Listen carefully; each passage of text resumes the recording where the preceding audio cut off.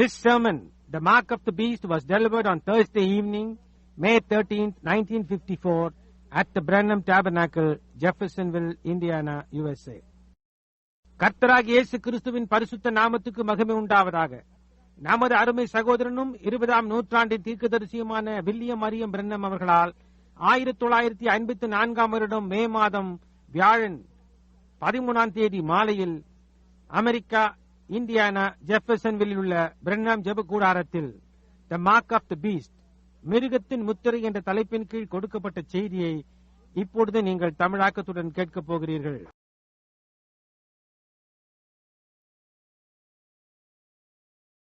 Now, here's the angel's message, the 9th verse of the 14th chapter. தூதனின் செய்தி இங்கே இருக்கிறது.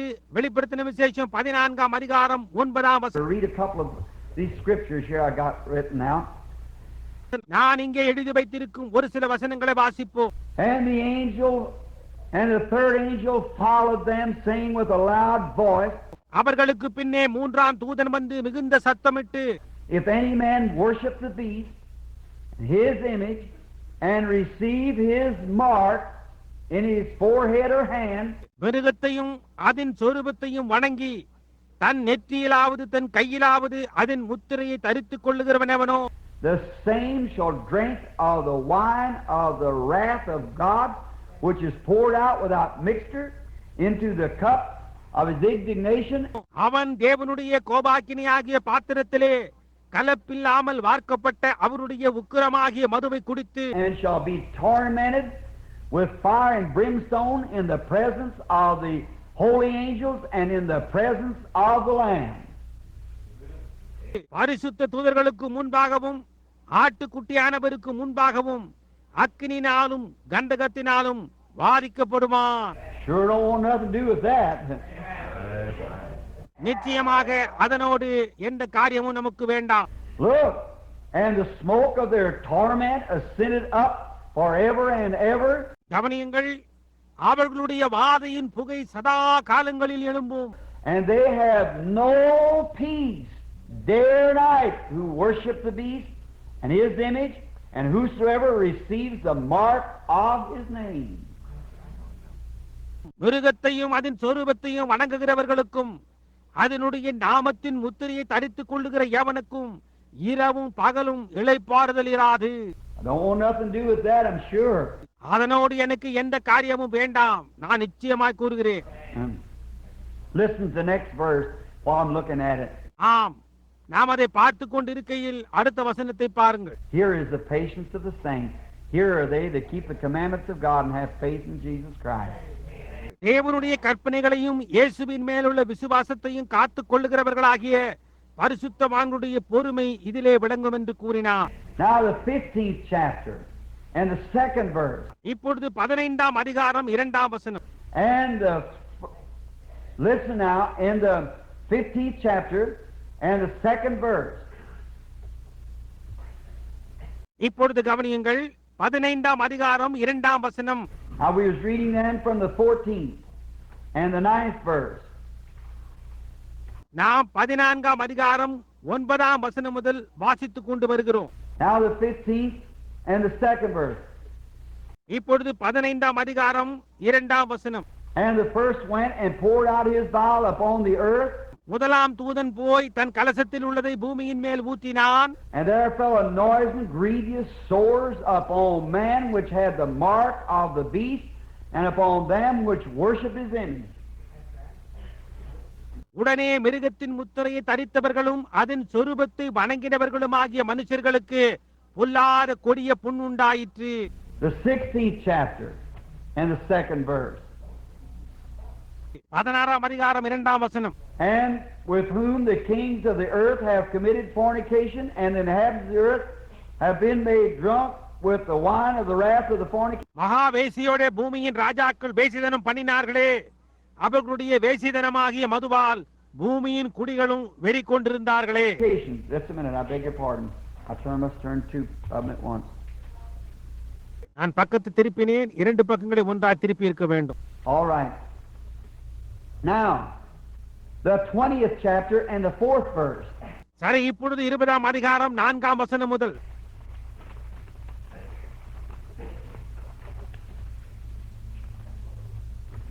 All right, here we are. சரி, இதோ இங்கே இருக்கிறது. And I saw thrones, and them that sat upon them, and judgment was given unto them. அன்றியும் நான் சிங்காசனங்களை கண்டேன், அவைகளின் மேல் உட்கார்ந்தார்கள், நியாய தீர்ப்பு கொடுக்கும்படி அவர்களுக்கு அதிகாரம் அளிக்கப்பட்டது. And I saw the souls of them which were beheaded for the witness of Jesus Christ and for the word of God. இயேசுவை பற்றிய சாட்சி நிமித்தமும் தேவனுடைய வசனத்தின் நிமித்தமும் சிரச்சேதம் பண்ணப்பட்டவருடைய ஆத்துமாக்களையும், and which had not worshipped the beast, neither his image, மிருகத்தையாவது அதன் சொரூபத்தையாவது வணங்காமலும், neither had received the mark upon their forehead or in their hands, தங்கள் நெற்றியிலும் தங்கள் கையிலும் அதன் முத்திரையை தரித்துக் கொள்ளாமலும் இருந்தவர்களையும் கண்டேன். and they lived and reigned with Christ 1,000 years. அவர்கள் உயிர்த்து கிறிஸ்துவுடனே கூட 1000 வருஷம் அரசாண்டார்கள். Can't receive the mark of the beast and then worship Christ or be with him.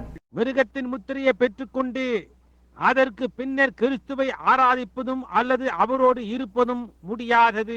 But whosoever shall worship the beast or the image of the beast will be tormented in the presence of God and in the presence of the holy angels. ஆனால் மிருகத்தை அல்லது மிருகத்தின் சொரூபத்தை வணங்குகிறவர்கள் யாராய் இருந்தாலும் சரி, தேவனுக்கு முன்பாகவும் பரிசுத்த தூதர்களுக்கு முன்பாகவும் வாதிக்கப்படுவார்கள். That's what the Lord says about it. அதை பற்றி கர்த்தர் அப்படித்தான் கூறுகிறார். Now we're going to begin. இப்பொழுது நாம் ஆரம்பிக்க போகிறோம். Turn your Bible now to the 13th chapter of Revelation, and we'll start just in a few moments. நீங்கள் வேதாகமத்தை வெளிப்படுத்தல் 13க்கு திருப்பவும், நாம் இன்னும் சில வினாடிகளில் துவங்குவோம். Now, this is very essential, and listen closely now. இப்பொழுது இது மிகவும் முக்கியமானது, கூர்ந்து கவனியுங்கள். First, we want to pick up our subject from last night. முதலாவதாக கடந்த இரவிலிருந்து நாம் நம்முடைய பொருளை எடுக்க விரும்புகிறோம். Last night we taken on the church ages. கடந்த இரவு நாம் சபை காலங்களை குறித்து தியானித்தோம். That how that we saw Jesus standing in his church speaking as the voice of many waters. இயேசுவானவர் எப்படியாய் அவருடைய சபையில் நின்று கொண்டு பெருவெள்ளத்து இரைச்சல் போன்று பேசிக் கொண்டிருந்தார் என்று பார்த்தோம். And he had hair like wool, eyes like flames of fire. அவருடைய தலைமயிர் வெண் பஞ்சை போன்றும் அவருடைய கண்கள் அக்கினி ஜுவாலையை போன்றும் இருந்தது. Remember, all the revelation is a vision and symbolic. நினைவிருக்கட்டும், வெளிப்படுத்தின விசேஷம் ஒரு தரிசனமே, அது நிழலாட்டமாய் இருக்கிறது. All of it has a meaning, so you have to watch closely. அவைகள் எல்லாவற்றுக்கும் ஒரு அர்த்தம் இருந்தது, எனவே நீங்கள் அதை கூர்ந்து கவனிக்க வேண்டும். Read the prophets, see what the symbols meant. தீர்க்கதரிசிகளை வாசித்து பார்த்து அந்த அடையாளங்களின் அர்த்தம் என்ன என்று பாருங்கள்.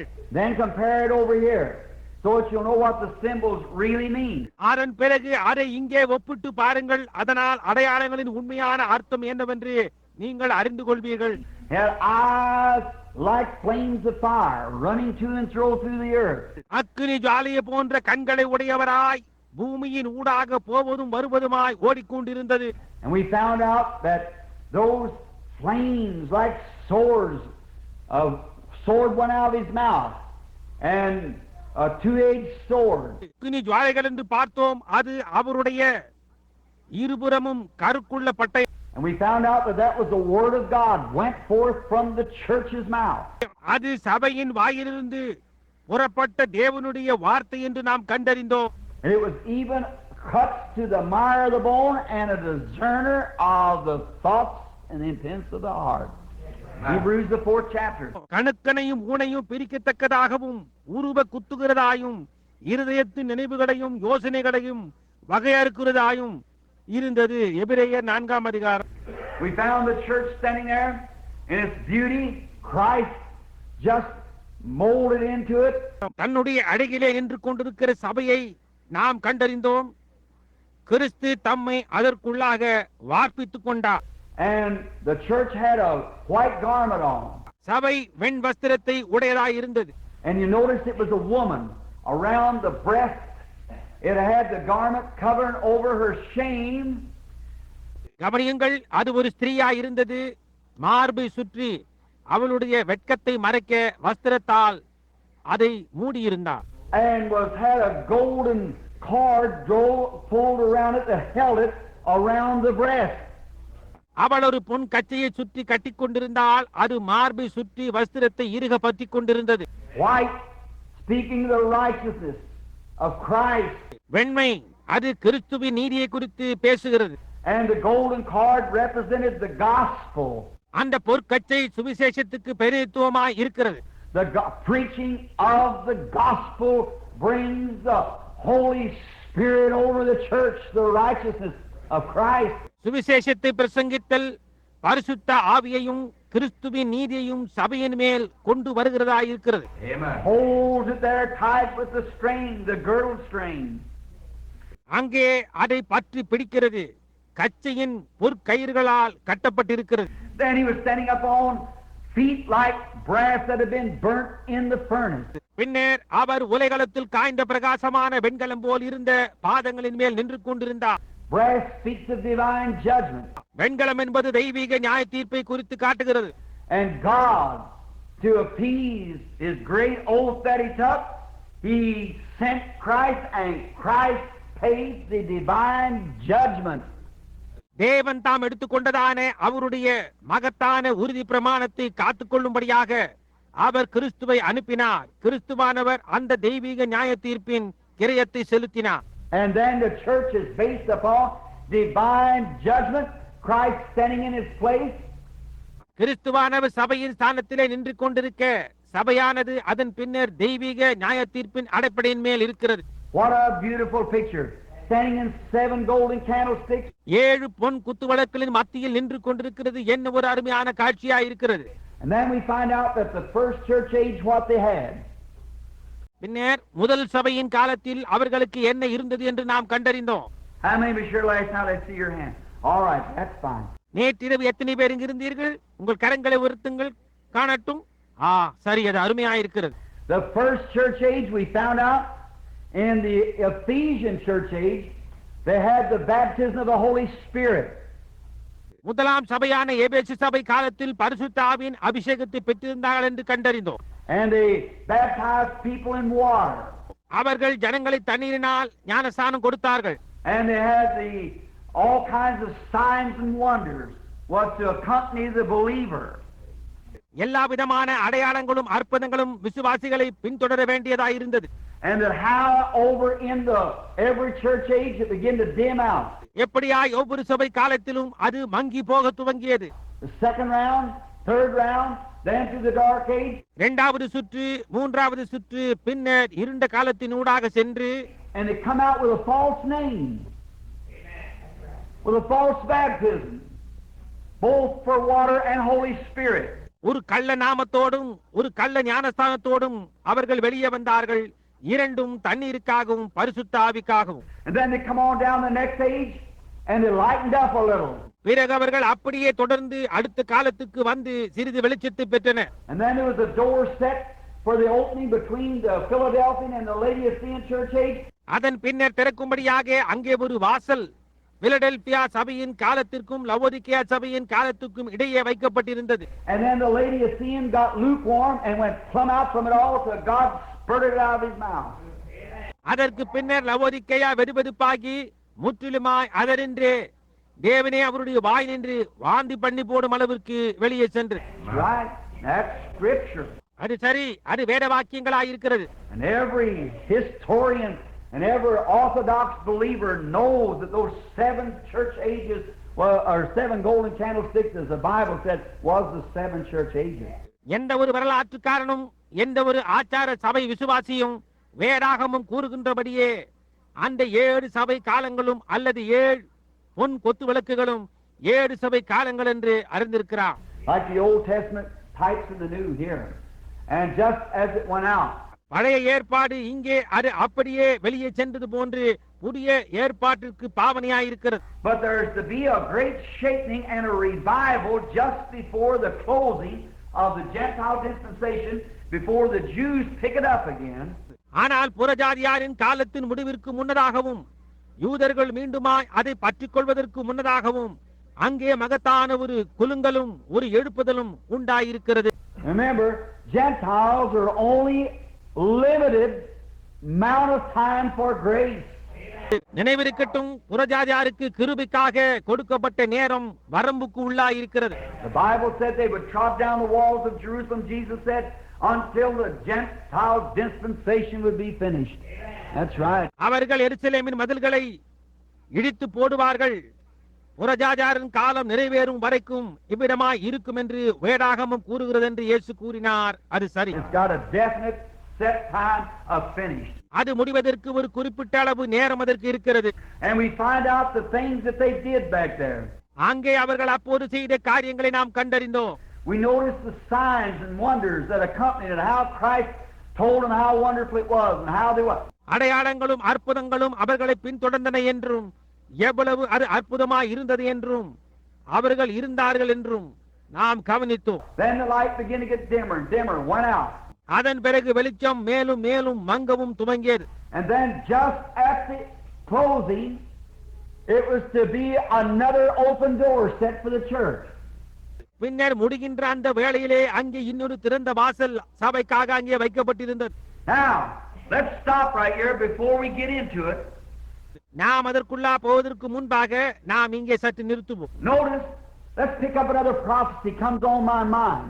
கவனிக்கவும், என்னுடைய சிந்தையில் இன்னொரு தீர்க்க தரிசனம், அதை நாம் எடுப்போம். The prophet said there will be a day when it will neither be night or day. இங்கே தீர்க்கதரிசி கூறுகிறான், ஒரு நாள் உண்டு, அது பகலும் அல்ல, அது இரவும் அல்ல என்று. Am I too loud? அதிக சத்தமாய் பேசுகிறேனா? If you can, you tune that little. கூடுமானால் அதை தேவைக்கு ஏற்றது போல் திருப்பிக் கொள்ளுங்கள். I know it rebounds. That's the reason I talk a little loud so the people in the back will be sure to hear it, because this is very vital. எனக்கு தெரிகிறது அது எதிரொலிக்கிறது என்று. அதன் காரணமாகத்தான் நான் சற்று சத்தமாக பேசுகிறேன். அதனால் பின்னால் இருப்பவர்களால் நன்றாய் கேட்க முடியும். ஏனென்றால் அது மிகவும் முக்கியமானது. And there will be a time, a day, the prophet said, which will not be neither night or day. ஒரு நாள் உண்டு, அது பகலும் அல்ல இரவும் அல்ல என்று தீர்க்கதரிசி கூறுகிறார். In other words, it will be light, but it will be cloudy. See, a cloudy day. வேறு வார்த்தைகளில் கூறினால் வெளிச்சமாயிருக்கும், ஆனால் மந்தாரமாயிருக்கும். பாருங்கள், அது மப்பான நாள். But in the evening time, it will be light. ஆனால் சாயங்கால நேரத்திலே வெளிச்சம் உண்டாயிருக்கும். What a beautiful picture. என்ன ஒரு அருமையான காட்சி. Now, when the dawn broke on this cloudy day, இந்த மப்பான நாளின் மேல் பொழுது விடியும் பொழுது, that means that there'll be wars and troubles and ups and downs and dispensations and churches and isms and everything. அதாவது அங்கே யுத்தங்களும் தொல்லைகளும் உயர்வுகளும் தாழ்வுகளும் காலங்களும் சபைகளும் இசங்களும் எல்லா காரியங்களும் உண்டாயிருக்கும். It'll not be light nor dark. அது வெளிச்சமாயிராது, இருளாயும் இராது. It'll be a time that we know that there is a God and there is a gospel, but they just simply can't see through it. அங்கே ஒரு தேவன் இருக்கிறார், அங்கே ஒரு சுவிசேஷம் இருக்கிறது என்று நாம் அறிவோம். ஆனால் அவர்களால் அதன் ஊடாக காண முடியாமல் இருக்கும். அப்படிப்பட்டதான ஒரு நேரம். You know what I mean? நான் என்ன சொல்லுகிறேன் என்று உங்களுக்கு புரிகின்றதா? The Bible said that they did that back there on Pentecost. அப்போது பெந்தேகோஸ்தின் போது அவர்கள் அதை செய்தார்கள். They did that in the early church. They had these signs and wonders. But our church don't teach that. அவர்கள் அதை ஆதி சபையிலே செய்தார்கள். அவரிடத்தில் அந்த அடையாளங்கள் அற்புதங்கள் இருந்தது என்று வேதாகமும் கூறுகிறது. ஆனால் நம்முடைய சபை அதை போதிப்பதில்லை என்று அவர்கள் கூறுவார்கள். It's the cloudy, neither dark nor day. பாருங்கள், அது மந்தாரமானது, இருளும் அல்ல வெளிச்சமும் அல்ல. But yet we believe in Jesus Christ. ஆனால் அப்படி இருந்தும் நாங்கள் இயேசு கிறிஸ்துவில் விசுவாசம் உடையவர்களாயிருக்கிறோம். We believe in His second coming, and we know He's coming. அவருடைய இரண்டாவது வருகையில் விசுவாசம் வைத்திருக்கிறோம். அவர் வருகிறார் என்றும் நாங்கள் அறிவோம் என்பார்கள். The Bible said it'll neither be light nor dark. வேதாகமும் கூறுகிறது, அது பிரகாசமுமாய் இராது, இருளாயும் இராது என்று. You couldn't call it day and you couldn't call it night. அதை பகல் என்று உங்களால் அழைக்கவும் முடியாது, அதை இரவென்றும் உங்களால் அழைக்கவும் முடியாது. But notice, in the evening time, it'll be light. Amen. In the evening time. ஆனால் கவனியுங்கள், சாயங்கால நேரத்திலே வெளிச்சம் உண்டாயிருக்கும். சாயங்கால நேரத்தில். When the Eastern people, this book is an Eastern book, the Bible is. வேதாகமும் ஒரு கிழக்குத்திய புத்தகம். When the light first dawned on the early church at Ephesus, well, we remember and seen what taken place there. ஆதி சபையின் மேல் முதலாவது வெளிச்சம் உதயமான போது, அதாவது எபேசு சபையிலே அங்கே என்ன சம்பவித்தது என்பதை நாம் கண்டோம், நமக்கு நினைவும் இருக்கிறது. The light of God brought to Jesus Christ by the first pouring out of the Holy Ghost. பரிசுத்த ஆவியானது முதலாவதாக ஊற்றப்பட்டதன் மூலமாக தேவனுடைய வெளிச்சமானது இயேசு கிறிஸ்துவை ஊடாக கொண்டு வந்தது. It gave light to all the world and wrote the Bible. அது எல்லா உலகத்துக்கும் வெளிச்சத்தை கொடுத்து வேதத்தை எழுதினது. Is that right? அது சரிதானே? Now he promised on the western world the sun rises in the east at the beginning of the dispensation of grace. இப்பொழுது அவர் அதை மேற்கத்திய உலகத்தின் மேல் வாக்களித்திருக்கிறார். கிருபையின் காலத்தின் துவக்கத்தில் சூரியன் கிழக்கே உதித்தது. And now the sun is setting in the west on the western people. இப்பொழுதோ மேற்கில் மேற்கத்திய ஜனங்களின் மேல் அது அஸ்தமனமாகிறது. We are the western people. Amen. நாம் தான் மேற்கத்திய ஜனங்கள். And he promised that there would be a revival and there would be light in the evening time. ஒரு எழுப்புதல் உண்டாயிருக்கும் என்றும் சாயங்கால நேரத்தில் வெளிச்சம் உண்டாயிருக்கும் என்றும் அவர் வாக்களித்திருக்கிறார். Amen. We're here. அவைகள் இங்கே இருக்கின்றன. The light is shining. And the darkness comprehended it not. ஒளியானது பிரகாசித்துக் கொண்டிருக்கிறது, இருளானது அதை பற்றிக் கொள்ளவில்லை. That's it. Man love evil deeds better than do good deeds. அதுதான் காரியம். நற்கிரியைகளை காட்டிலும் பொல்லாத கிரியைகளை செய்ய ஜனங்கள் விரும்புகிறார்கள். But it's just fixing to drop over the horizon yonder. ஆனால் அக்கறையில் அது அடிவானத்தின் மேல் விழும்படியாயிருக்கிறது. And what little light we got, hold on to it. என்ன சிறிய வெளிச்சம் நம்மிடத்தில் உண்டாயிருக்கின்றதோ அதை பற்றிக் கொண்டிருங்கள். Look, it's the same sun that rose yonder on the Jews are setting here on the Gentiles. Amen. கவனியுங்கள், அங்கே கிடைக்க யூதர்கள் மேலெழும்பின அதே சூரியன் இப்பொழுது புறஜாதியார் மேல் அமருகிறது. All through the age here, through these 2,000 years, we had this and that and organizations and dispensations and messing up. இங்கே எல்லா காலங்களின் ஊடாகவும் இந்த 2000 வருஷங்களின் ஊடாகவும் அவர்களுக்கு இதுவும் அதுவும் ஸ்தாபனங்களும் கொடுக்கப்பட்ட கால வரம்புகளும் இதுவும் அதுவும் என்று இருந்தது. People don't know where they are standing. நாங்கள் எங்கே நின்று கொண்டிருக்கிறார்கள் என்று கூட ஜனங்களுக்கு தெரியவில்லை. But the Bible promises, God did through the prophet, that in the evening time it would be light. சாயங்கால நேரத்தில் வெளிச்சம் உண்டாயிருக்கும் என்று தேவன் தீர்க்கதரிசிகள் மூலமாயும் வேதாகமத்திலும் வாக்களித்திருக்கிறார். It'll be light in the evening time. சாயங்கால நேரத்தில் வெளிச்சம் உண்டாயிருக்கும். I believe we're here. நாம் இங்கே தான் இருக்கிறோம் என்று நாங்கள் விசுவாசிக்கிறோம். The sun is setting. சூரியன் அஸ்தமித்துக் கொண்டிருக்கிறது. All nature is groaning, crying for that day. Amen. எல்லா இயற்கையும் அந்த நாளுக்காக தவித்துக் கொண்டும் அழுது கொண்டும் இருக்கிறது. Notice, now we find out that what they had there at the very first church age, they got a strange doctrine. கவனியுங்கள், ஆதி முதல் சபையிலே அவர்கள் என்ன உடையவளாய் இருந்தார்கள் என்பதை நாம் கண்டறிந்தோம். அவர்கள் ஒரு வினோதமான போதனையை உடையவளாய் இருந்தார்கள். The first thing, it just becomes some deeds. முதலாவதாக போதனையாய் இருந்து சில கிரியைகளாக அது ஆனது. He said, thou hatest the deeds of the Nicolaitans. நிக்கோலாய் மதத்தின் கிரியைகளை நீயும் வெறுக்கிறாய் என்று அவர் கூறினார். Wonder what the Nicolaitans was. I நிக்கோலாய் என்பது என்னவாய் இருக்கும் என்று வியக்கின்றேன். run that through and through history over and over and over to the best commentaries I could find, and nobody can know. வரலாற்றையும் நேர்த்தியான விமர்சனங்களையும் மீண்டும் மீண்டுமாகவும் ஊடாகவும் ஆராய்ந்து பார்த்து என்னால் அது என்னவென்று அறிய முடியவில்லை. ஒருவராலும் அதை அறிய முடியாது. Unless it was a doctrine that was started by a man, Nicholas, Nicholas என்ற மனிதனால் துவக்கப்பட்ட ஒரு போதனையாய் இருக்கலாம். which was supposed to be one of the apostles that kind of went astray. வழிவிலகி போன அப்போஸ்தலரில் ஒருவனாக அது இருக்கலாம். He set him up a creed or something another, and from there started the Nicolaitans. அவன் ஒரு கொள்கையை அல்லது வேறு ஏதோ ஒன்றை அழைத்திருக்கலாம். அங்கிருந்து நிக்கோலாய் துவங்கியது. It was deeds first. முதலாவதாக அது கிரியையா இருந்தது. And what was deeds in Ephesus, in the next church age become a doctrine. எபேசுவிலே எவைகள் கிரியைகளா இருந்ததோ அவைகள் அடுத்த சபை காலத்திலே ஒரு கொள்கையாகிவிட்டது. And then went into the dark ages of persecution. அதற்கு பின்னர் இருண்ட காலத்தில் உபத்திரவங்களுக்குள் சென்றது. Now that same Nicolaitan doctrine has started here in the first church. After the first 3 or 4 rounds of apostles, it become a deed. முதலாம் சபையிலே துவங்கின அதே நிக்கோலாய் கொள்கை முதல் 3 அல்லது 4 சுற்று அப்போஸ்தலர்களுக்கு பின்னர் அது ஒரு கிரியையாக ஆனது. They begin to think, well, this would be it. சரி, ஒரு கால அது இதுவாக இருக்கலாம் என்று அவர்கள் சிந்திக்க துவங்கினர். All of you knows how it come out, you Bible readers.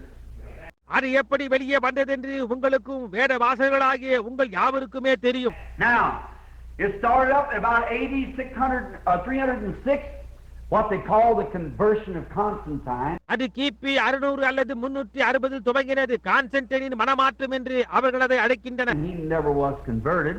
அவன் மனமாற்றம் அடையவே இல்லை. The guy that do the dirty things that that man done wasn't converted. That's right. மனிதன் செய்யக்கூடிய எல்லா அசுசியான காரியங்களையும் அவன் செய்தான், அவன் மனம் மாறவில்லை. அது சரியே. The only thing he ever done that had any religion to it at all, he put a cross on the St. Sophia Church. மார்க்க சம்பந்தம் என்று அவன் செய்த ஒரே காரியம் என்னவென்றால் பரிசுத்த சோபியாவின் சபைக்கு மேலாக ஒரு சிலுவையை வைத்தான். அவ்வளவுதான். Wasn't that something to go to heaven for? பரலோகம் செல்வதற்காக அது ஏதோ காரியம் என்று சொல்லலாமா? All right. சரியா? He told the Christians if he won that war, he'd become a Christian. அவன் கிறிஸ்தவரிடம் அவன் போரில் வெற்றி கண்டால் நான் ஒரு கிறிஸ்தவனாக ஆகிவிடுவேன் என்று கூறினான். And they prayed and he went out and won the war, or won the battle. He come back and said, well, I'll join the church. அவர்கள் ஜெபித்தார்கள். அவன் போய் போரில் ஜெயம் கொண்டான். அவன் திரும்பி வந்து சரி, நான் சபையை சேர்ந்து கொள்வேன் என்றான். Very beautiful type of the lukewarm church member today. That's right. Amen. இன்றைக்குள்ள வெறுவெறுப்பான சபை அங்கத்தினர்களுக்கு ஒரு அழகான பாவனையாக இருக்கிறது. அது Put the cross upon the church. சிலுவையை எடுத்து சபையின் மேல் பொருத்தினான். After his death, he had 2 sons, 3 sons. மரணத்திற்கு பிறகு அவனுக்கு 3 குமாரர்கள் இருந்தார்கள். Constantine, Constantine, Constantinople, which has started to make the eastern and western Rome, and they split. Constantine, Constantius, Constantinople. அவர்கள் பிரிந்து கிழக்கு மேற்கு ரோமாபுரி ராஜ்யங்களானார்கள். And in there then becoming the Ottoman empires along in that time. அதிலிருந்து அந்த காலங்களில் அது துருக்கிய சாம்ராஜ்யமாக ஆனது. And then about the second round or third, fourth round of the apostles. அதற்கு பின்னர் அவர்கள் சுமார் 2வது அல்லது 3வது 4வது சுற்று அப்போஸ்தலரின் போது, And then the first thing you know, they begin to fuss among one another.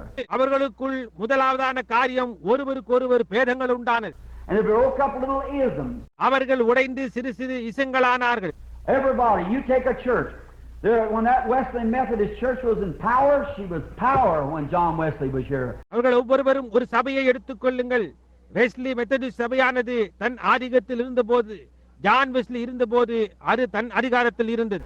The Lutheran was in its day, and everyone. லூதரன்கள் அவருடைய காலத்தில் அதிகாரத்தில் இருந்தார்கள். அப்படியே ஒவ்வொருவரும். But let the founder die once, then they go astray. ஆனால் அதன் ஸ்தாபகர்கள் மறிக்கட்டும், உடனே அவர்கள் வடிவிலகி போவார்கள். When the Lord first appeared back under, when they wanted me to start make an organization on this, so forth like this. கர்த்தர் முதலாவதாக அங்கே தோன்றின போது அதை கொண்டு ஒரு ஸ்தாபனத்தை துவங்குங்கள் என்று அவர்கள் விரும்பின போது, I went up here and I seen where Dwight Moody, great founder of the Moody Bible Institute. நான் அங்கே போய் இந்த மகத்தான ஸ்தாபகர்களாகிய ட்வைட் மூடி ஸ்தாபித்த மூடி வேதாகம பள்ளியை போய் பார்த்தேன். And I thought, if Dwight Moody could look upon this Bible Institute, what that man stood for and what they do now. Dwight மூடியினால் மட்டும் இந்த வேதாகம பள்ளியை பார்த்து அந்த மனிதன் எதற்காக நின்றார், இப்பொழுது அவர்கள் என்ன செய்கிறார்கள் என்று பார்க்க கூடுமானால் எப்படி இருக்கும் என்று நினைத்தேன். Well, I said, looky here. Look what if Wesley, Calvin, Knox, Finney, Sankey, or Finney, any of them could raise today and see their church. Where's that? நான் சொன்னேன், இங்கே பாருங்கள், வெஸ்லி, கால்வின், நாக்ஸ், பின்னி, சாங்கி இவர்களில் யாராவது ஒருவர் இன்றைக்கு எழும்பி அவர்களுடைய சபை எங்கே இருக்கிறது என்று பார்த்தால், oh my, see the first round when the man standing there, he holds the truth. ஓ என்னே பாருங்கள், முதல் சுற்றில் அந்த மனிதன் அங்கே நின்று கொண்டிருக்கும் போது அவன் சத்தியத்தை பற்றி கொண்டிருக்கிறார். Look at Dr. Dowie in Zion City. What are they that laugh in the face of divine healing when the city was based upon it? ஈயோன் பட்டணத்தில் இருக்கும் டாக்டர் டோவியை பாருங்கள். அந்த பட்டணமே தெய்வீக சுகத்தின் அடிப்படையின் மேல் உண்டாக்கப்பட்டு இருக்கும் போது அவர்கள் தெய்வீக சுகத்தையே பரிகசிக்கிறார். Well, when Dowie died, then up come Lake, John Lake, and all them. ஆனால் டோபி மரித்தபோது பின்னர் வந்தது என்ன? பிளேக், ஜான் லூக், இன்னும் மற்றெல்லாரும் வந்தார்கள். And the first thing you know, it's wound around now, the Assemblies of God got into it, and a big bunch of formals and everything. பின்னர் முதலாவதாக நடந்தது அசெம்பிளிஸ் of God. அதற்குள் நுழையுமட்டாக சுற்றி வந்து முடிவிலே அவர் ஒரு பெரிய கூட்ட சடங்காச்சாரங்கள் எல்லா காரியங்களுமாயின. And the church is gone and backslid and in a horrible condition. சபையானது தீர்ந்து போய் பின்வாங்கி போய் ஒரு பயங்கரமான நிலைமைக்குள்ளாகிவிட்டது. So I found this. The Bible said David served the Lord well in his generation. எனவே நான் இதை கண்டறிந்தேன். அதாவது தாவீது தன் காலத்திலே தேவனுக்கு நன்றாய் ஊழியம் செய்தான் என்று வேதம் கூறுகின்றது. So I said, Lord, I don't own no organization. Let me serve you with all my heart while I'm here living. That's right. எனவே நான் சொன்னேன், கர்த்தாவே, எனக்கு எந்த ஸ்தாபனமும் வேண்டாம். நான் இங்கே ஜீவித்துக் கொண்டிருக்கும் பொழுது என்னுடைய முழு இருதயத்தோடும் உமக்கு ஊழியம் செய்வேனாக என்று கூறினேன். அது உண்மை. You'll have another man when I'm gone. You'll have somebody take his place. That's all. அடுத்தது நான் போன பின்னர் நீர் இன்னொருவனை உடையவனாயிரும். அதன் ஸ்தானத்தை எடுத்துக்கொள்ள நீர் யாரையாவது உடையவராயிருப்பீர். அவ்வளவுதான். No, try to build up on some other. வேறொன்றின் மீது கட்ட பிரயாசிக்காதே. You can't build a fire in the same ground. அதே நிலத்தின் மேல் உன்னால் ஒரு அக்கினியை மூட்ட முடியாது. Israel had to keep journeying. இஸ்ரவேல் தொடர்ந்து பிரயாணம் செய்ய வேண்டியவனாயிருந்தான். When they stopped, they backslid. பிரயாணத்தில் அவர்கள் நின்றபோது அவர்கள் பின்வாங்கி போனார்கள். They had to keep moving every night, build a new fire every night, just keep moving on. ஒவ்வொரு இரவும் அவர்கள் தொடர்ந்து பிரயாணம் செய்ய வேண்டியவளாய் இருந்தார்கள். ஒவ்வொரு இரவும் புதிய தீயை கொளுத்தின, தொடர்ந்து போய்கொண்டே இருந்தன. And that's what we've got to do. அதைதான் நாம் செய்ய வேண்டியவளாய் இருக்கிறோம். What Luther had was fine. That was for Luther's day. Luther என்ன வைத்திருந்தானோ அது அருமையானதாய் இருந்தது. அது லூத்தரின் காலத்திற்கானது. What Wesley had was fine. That was Wesley's day. Wesley என்ன வைத்திருந்தானோ அது அருமையானது. அது அவனுடைய காலத்திற்கானது. What the Holiness had, that was fine. That was their day. ஹோல்மஸ்காரர்கள் என்ன வைத்திருந்தார்களோ அது அருமையானது. அது அவர்களுடைய நாள். We're living in another day. நாமோ இன்னொரு நாளில் ஜீவித்துக் கொண்டிருக்கிறோம். Now we're moving on. இப்பொழுது நாம் தொடர்ந்து போய்கொண்டே இருக்கிறோம். There'll be a day after us that'll come just the same. நமக்கு பின்னாக ஒரு நாள் இருக்குமானால் இதே விதமாகவே அதுவும் வரும். But let's walk in the light while light is here. ஆனால் நாமோ வெளிச்சம் இங்கே இருக்கும் போதே வெளிச்சத்தில் நடப்போமாக. Now, and I notice this, that in there this doctrine become first thing you know to broke up into a bunch of isms. இதை நான் கவனித்தேன். அதாவது உடைந்து ஒரு கூட்ட இசங்களாக ஆவதற்கு முன்னதாக முதலாவதாக ஒரு உபதேசமாய் இருந்தது.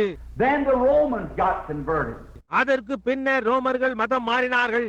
Now the Roman Empire, since the days of Rome first taken over and won the Gentile world over from the Greece after the fall of Alexander the Great, has been the predominating nation of the world.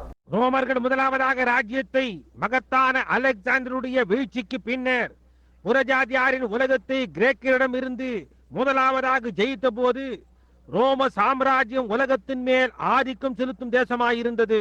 The Roman people, the Gentile age. ரோம ஜனங்கள் புறஜாதியாரின் காலமாய் இருந்தது. Daniel said so in the vision. தானியேல் தரிசனத்தில் அந்த விதமாய் கூறியுள்ளார். We'll get to it in a few minutes. இன்னும் சில நிமிஷங்களில் நாம் அதை குறித்து பேசுவோம். But it's always had the dominating power over the world, the Romans. ஆனால் ரோமாபுரி எப்பொழுதுமே உலகத்தின் மேல் ஆதிக்கம் செலுத்தும் ஒரு சக்தியாய் இருந்தது. And then we find out there then that they organized a church. பின்னர் அங்கே அவர்கள் தங்களை ஒரு சபையாய் ஸ்தாபித்துக் கொண்டார்கள் என்று நாம் பார்க்கிறோம். A bunch of people got together about 606 and called themselves the early fathers, the fathers of the church. ஒரு கூட்ட ஜனங்கள் ஒன்று சேர்ந்து சுமார் 606 பேர்கள் தங்களை முற்பிதாக்கள் என்று அழைத்துக் கொண்டனர். அதாவது சபையின் பிதாக்கள் என்று அழைத்துக் கொண்டனர். Groups of men come together and held councils what they must do, and they set up an organization. குழுக்களாக ஜனங்கள் ஒன்று கூடி தாங்கள் என்ன செய்ய வேண்டும் என்பதை கூடி ஆலோசனை செய்து பின்னர் அவர்களை ஒரு ஸ்தாபனமாக ஆக்கிக் கொண்டனர். And let me speak here, my dear Christian friends, both Protestant and Catholic. இப்பொழுது நான் கூறுகிறேன், கேளுங்கள் என்னுடைய அருமையான கிறிஸ்தவ நண்பர்களே, புரோட்டஸ்டன்ட் கத்தோலிக்க இருவரையும்.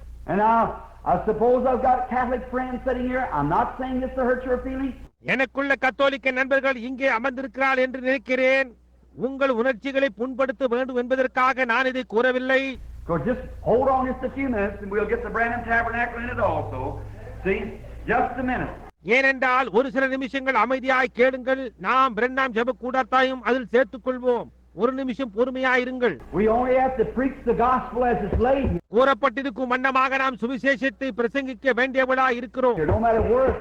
அது எந்த இடத்திலும் சரி. John said the axe is laid to the root of the tree, let the chips fly wherever they wish to. That's right. யோவான் கூறுகிறான், கோடரியானது மரத்தின் வேரருகே வைக்கப்பட்டிருக்கிறது, சிராய்ப்புகள் எங்க வேண்டுமானாலும் பறக்கட்டும். அது சரி. You must cut the trees, the thing. மரங்கள் மற்றவைகளை அவன் வெட்டியாக வேண்டும். But look, in there they organized the first church. ஆனால் பாருங்கள், முதலாவது சபையை அவர்கள் அங்கே ஸ்தாபித்துக் கொண்டார்கள். And they got together and organized the first church, which was called the Universal Church or the Catholic Church in Rome. அவர்கள் ஒன்று கூடி முதலாவது சபையை ஸ்தாபித்து அதை பொது உலக சபை அல்லது ரோமா புனித கத்தோலிக்க சபை என்று அதை அழைத்தார்கள். And the Catholic says that he is the mother church. கத்தோலிக்கர்கள் அதை தாய் சபை என்று கூறுகின்றனர். And that's exactly the truth. அது முற்றிலுமாக அப்படியே உண்மையாயிருக்கிறது. It's the mother church of organization. Correctly. அது ஸ்தாபனங்களின் தாய் சபை, சரியாக அப்படியே. It's the first time in all the world's history that ever there was a church organized. எல்லா உலக வரலாற்றிலும் அதுதான் முதல் முறையாக சபையாக ஸ்தாபிக்கப்பட்ட ஒன்றாகும். Never was from the dawn of time. காலத்தின் துவக்கம் முதல் இப்படியாய் இருந்ததே இல்லை. Through the days of Israel, they were not an organization. இஸ்ரவேலின் நாட்களில் நூடாக அவர்கள் ஒரு ஸ்தாபனமாக ஆகவில்லை. They were a race. Not an organization. அவர்கள் ஒரு இனமாக இருந்தார்களே ஒழிய ஒரு ஸ்தாபனமாக இருந்ததில்லை. And Jesus Christ never did organize a church. இயேசு கிறிஸ்து எந்த ஒரு சபையையும் ஸ்தாபிக்கவில்லை. None of the apostles never organized a church. எந்த ஒரு அப்போஸ்தலனும் ஒரு சபையை ஸ்தாபிக்கவில்லை. And no time down through after 3 or 4 generations after did they ever organize a church. அப்போஸ்தலர்களுக்கு பின் சுமார் 3 அல்லது 4 தலைமுறைகளுக்கு பின்னர் அவர்கள் ஒரு சபையையும் ஸ்தாபிக்கவில்லை. I want you to bring the history and put your finger on to show me where it's at. நீங்கள் வரலாற்றை கொண்டு வந்து எங்கே ஸ்தாபிக்கப்பட்டது என்று உங்கள் விரலை கொண்டு சுட்டி காட்ட வேண்டும் என்று நான் விரும்புகிறேன். I've read Josephus and all the most outstanding historians we have in the world today that I know of. நான் ஜோசிபஸ் இன்னும் எனக்கு தெரிந்த பிரபல்யமான சரித்திரக்காரர்களின் விரிவுரைகளை வாசித்திருக்கிறேன். Because I must be sure I make these statements before thousands of people. You've got to be able to back up and prove what you're talking about. That's right. நான் இந்த சொற்றொடரை ஆயிரக்கணக்கான ஜனங்களுக்கு முன்பாக நான் கூறுகிறேன். ஏனென்றால் அதனால் நான் நிச்சயம் உள்ளவனாக இருக்க வேண்டும். நீங்கள் எதை குறித்து பேசுகிறீர்களோ அதில் நிலைத்திருக்கவும் நிரூபிக்கவும் கூடியவர்களாக இருக்க வேண்டும். அது சரியே. There never was an organization. ஸ்தாபனம் என்று ஒன்று இருந்ததே கிடையாது. And St. Peter never founded the Catholic Church. பரிசுத்த பேதுரு கத்தோலிக்க சபையை ஸ்தாபிக்கவே இல்லை. I want one history or one bit of scripture. அது சம்பந்தமாக ஒரு சரித்திர அல்லது ஒரு வேத வார்த்தையை ஆதாரமாக காட்டுங்கள். St. Peter was a married man. பரிசுத்த பேதுரு ஒரு திருமணமான மனிதன். You said he was a pope. அவன் ஒரு போப் என்று நீங்கள் கூறுகிறீர்கள். He couldn't have been a pope. அவன் ஒரு போப்பா இருந்திருக்க முடியாது. Peter was a married man. பேதுரு ஒரு திருமணமான மனிதன். The Bible said his wife's mother laid sick of the fever and Jesus healed her. அவனுடைய மனைவியின் தாயார் ஜுரமாய் இருந்து இயேசு அவளை சொஸ்தப்படுத்தினார் என்று வேதம் கூறுகின்றது. And as far as I know, St. Peter was never in Rome. எனக்கு தெரிந்த மட்டில் பரிசுத்த பேதுரு ரோமாபுரிக்கு போகவே இல்லை. And there's no history that ever shows he was in Rome. அவன் ரோமாபுரியில் இருந்தான் என்பதற்கு எந்த ஒரு வரலாற்று சான்றும் கிடையாது. And that's an error. அது ஒரு தவறாய் இருக்கிறது. But they organized and set together a church called the Universal Church. ஆனால் அவர்கள் ஸ்தாபித்துக் கொண்டு ஒரு சபையை ஒன்று கூட்டி சேர்த்து அதை பொது உலக சபை என்று அழைத்துக் கொண்டார். There they made a universal prayer. அங்கேதான் அவர்கள் ஒரு பொதுவான உலக ஜெபத்தை உண்டாக்கினார்கள். They had perfect harmony. அவர்களிடத்தில் ஒரு பரிபூரண இசைவு உண்டாயிருந்தது. Everybody had to be together. Everybody say the same thing. எல்லாருமாக ஒன்று சேர்ந்து இருக்க வேண்டியதா இருந்தது. எல்லாருமாக அதே காரியத்தை கூற வேண்டியவர்களா இருந்தார்கள். The same prayer said. அதே விதமான ஜெபம் ஏறெடுக்கப்பட்டது. And they made up a bunch of scripture, take them from the Bible, many of them, and making others. அவர்கள் ஒரு சில வேத வார்த்தைகளை உண்டு பண்ணி வேதத்திலிருந்து அவைகளை எடுத்துவிட்டு மற்றவர்கள் அங்கே பொருத்தினார்கள். There is not purgatory mentioned one time in all the sacred books of the Bible. வேதாகமத்தின் புனித புத்தகங்களில் எந்த இடத்திலும் முத்திரிப்பு ஸ்தலம் என்று ஒன்று கிடையாது. No Hail Marys, nothing like that. மரியாளே வாழ்க என்ற ஒன்றும் இல்லை. அதை போன்று ஒன்றுமே அங்கு இல்லை. It's always contrary and against it. Everywhere in the Scriptures. வேதாகமத்தில் எல்லா இடத்திலும் அவைகள் எப்பொழுதுமே முரணாகவும் அதற்கு எதிராகவும் இருக்கிறது. Never was it at any time. எந்த ஒரு நேரத்திலும் அப்படியா இருந்ததே இல்லை. And if you find any place, you got the privilege coming tomorrow night and correcting me. அந்த விதமா எந்த இடத்திலாவது வேதத்தில் இருக்குமானால் நாளைக்கு இரவே இங்கு வந்து என்னை சரிப்படுத்துவதற்கான ஸ்லாக்கியம் உங்களுக்கு இருக்கிறது. It's not there, nowhere. அது அங்கே இல்லை, எங்கேயும் இல்லை. Bring your priest or pastor. உங்களுடைய பாதிரியாரையோ அல்லது போதகரையோ கூட்டிக் கொண்டு வாருங்கள். There's no place in the Scripture where it's ever mentioned. வேற வார்த்தைகளில் அந்த விதமாய் கோரப்பட்டிருப்பதாய் ஒரு வார்த்தையும் ஒரு இடத்திலும் பார்க்க முடியாது. The only little book of the Maccabees that was added into this, which is not inspired, மக்கபியர்கள் என்பவர்களால் எழுதப்பட்ட அந்த சிறு புத்தகம் மட்டுமே அதனோடு கூட சேர்க்கப்பட்டது. அது தேவ ஆவியினால் ஏவப்பட்ட புத்தகம் அல்ல. the things that was put in this, took out of this, இந்த புத்தகத்தில் இருக்கின்ற காரியங்கள் தான் அவர்களுடைய வேதத்தில் இடம்பெற்றுள்ளன. this Bible is the only one இந்த வேதாகமும் ஒரே புத்தகம் that has been recognized by the early founders or any of the early church historians or any time of the Orthodox Jew, and have never recognized nothing but this Bible that we have today. அது ஆதி ஸ்தாபிதர்களாலும் அல்லது ஆதி சபை சரித்திரக்காரர்களாலும் அல்லது பழைய சடங்காச்சார யூத சபையாராலும் அங்கீகரிக்கப்பட்டது. இன்றைக்கு நமக்கு இருக்கின்ற வேதாகம புத்தகத்தை தவிர வேறொன்றும் ஒருபோதும் அங்கீகாரம் பெறவில்லை. Now, then in that, listen close now. பின்னர் அதில் நன்றாக கூர்ந்து கவனியுங்கள். Now, you think the Catholics getting a thrashing just a moment. See? கத்தோலிக்கர்களுக்கு நல்ல அடி கிடைத்தது என்று நீங்கள் இப்பொழுது நினைக்கிறீர்களா? ஒரு நிமிஷம் பாருங்கள். Now, then they organized the Catholic Church and it started the persecution. பின்னர் அவர்கள் ஒரு கத்தோலிக்க சபையை ஸ்தாபித்துக் கொண்டு ஒரு உபத்திரவத்தை துவக்கினர். That you had to make everyone, everywhere, the church and state united together and brought in from pagan Rome to papal Rome.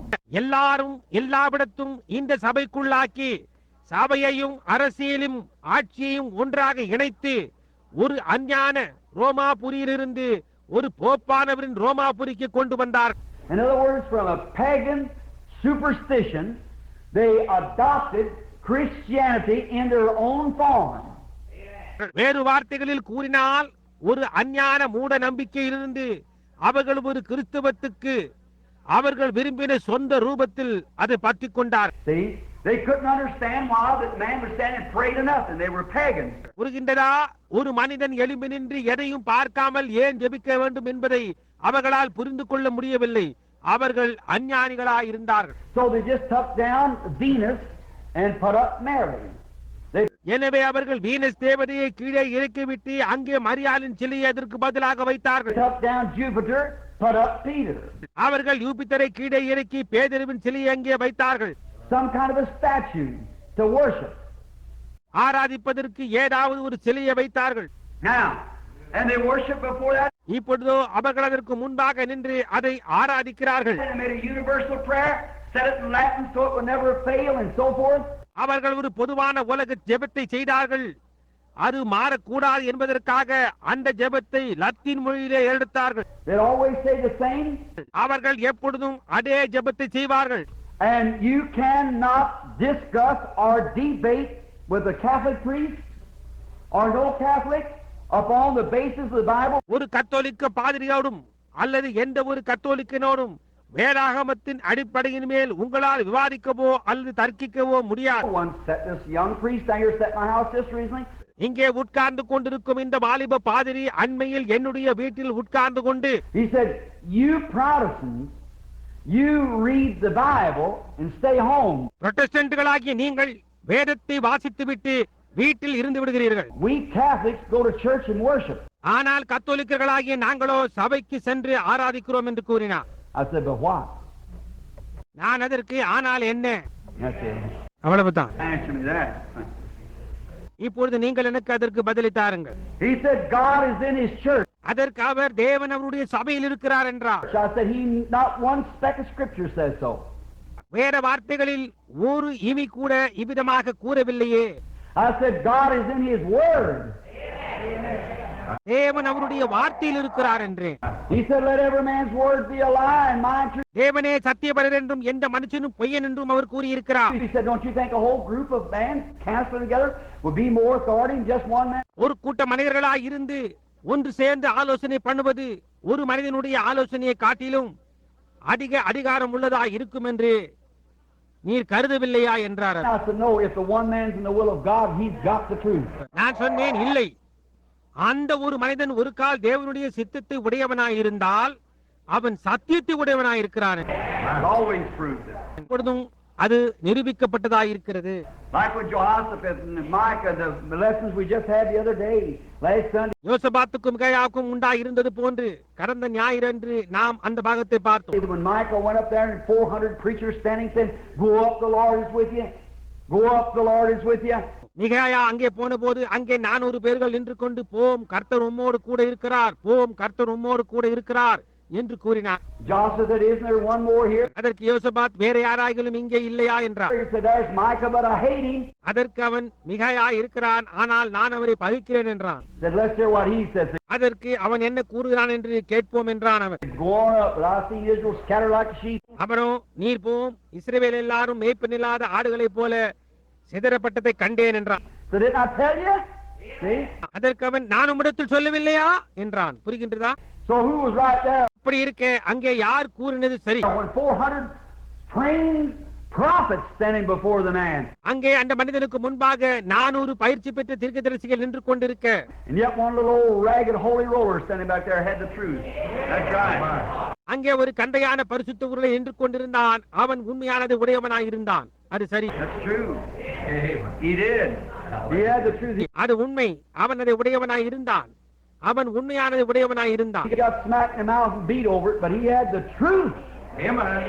அவன் அதை கூறினால் வாயின் மேல் அடிக்கப்பட்டான்.